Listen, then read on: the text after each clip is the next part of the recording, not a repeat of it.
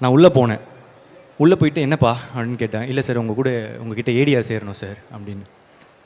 அதை ரெஸ்யூம் கொடுத்துட்டிங்களே கிளம்பலாம் அப்படின்னு சொன்ன உடனே எனக்கு அப்போ ஆக்சுவலாக கார்த்திக் சுப்ராஜ் சார் ஓட ஒரு படம் பண்ணுறாரு, இறைவி அப்படின்னு ஒரு படம் பண்ணிட்டு இருக்காரு.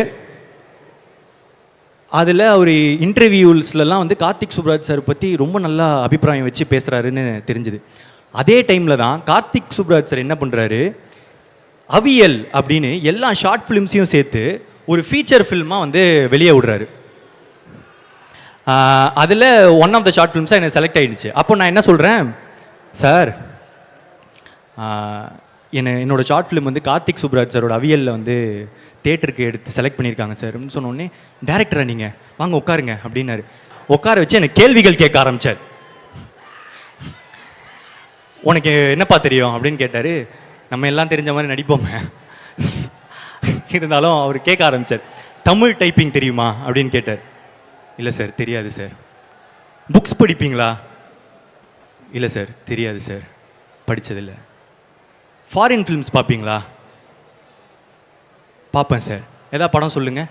ஓல்ட் பாய், அது எல்லாரும் பார்த்துருப்பாங்க, அது பழைய படம். இப்போ வந்த படம் எதாவது சொல்லுங்கள். ஸ்லீப்லெஸ் நைட் சார், அது கமல் சார் இப்போ ரீமேக் பண்ணிகிட்ருக்காரு, அதனால் நீங்கள் பார்த்துருப்பீங்க. வேறு எதாவது படம் சொல்லுங்கள். இதுக்கு மேலே இவர்கிட்ட போய் சொல்ல முடியாதுன்னு தெரிஞ்சிருச்சு. உண்மையாக தான் சொல்லி ஆகணும், சரண்டர் ஆகணும். அதனால் இல்லை இல்லை சார் அவ்வளோ பார்க்க மாட்டேன் அப்படின்னு. அப்போது வந்து அவர் சொன்னார், கேமரான்றது எங்கேருந்து வருது? அங்கேருந்து தானே வருது, ஃபாரின்லேருந்து தானே வருது. நீங்கள் என்ன இப்போ போட்டுட்ருக்கீங்க? வேஷ்டியாக கட்டிகிட்டு இருக்கீங்க. விக்கி சார் வேஷ்டி கட்டிகிட்டு இருக்காரு, நான் அன்றைக்கி ஜீன்ஸ் போட்டுட்டு போயிருந்தேன். ஸோ நீங்கள் என்ன போட்டுட்டு இருந்தீங்க? வேஷ்டி கட்டிகிட்டு இருக்கீங்க. நீங்கள் வந்து ஜீன்ஸ் தானே போடுறீங்க, அதானே காமனாக இப்போ யூஸ் பண்ண. அது எங்கேருந்து வருது? அங்கேருந்து தானே வருது. அப்போது அங்கேருந்து கற்றுக்கிறதுல என்ன உங்களுக்கு பிரச்சனை? இங்கே பாருங்கள் அப்படின்னு சொல்லிவிட்டு, இது அவர் பண்ணியிருக்கவே தேவையில்லை. அவர் ஃபோன் எடுத்து நியூ இங்கிலீஷ் மூவ் அப்படின்னு போடுறதுக்குள்ளே ட்ராப் டவுன் இறங்குது. இங்கே பார்த்தீங்களா, நான் டைப் பண்ணுறதுக்குள்ளே கீழே ட்ராப் டவுன் வருது. அந்த லெவலுக்கு ஈஸியாக போயிடுச்சு உலகம்.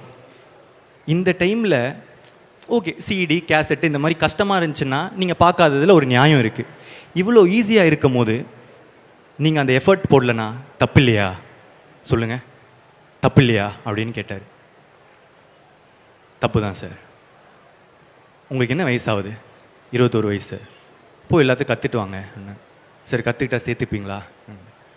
கற்றுக்கிட்டு வாங்க அப்படின்னு சொன்னார்.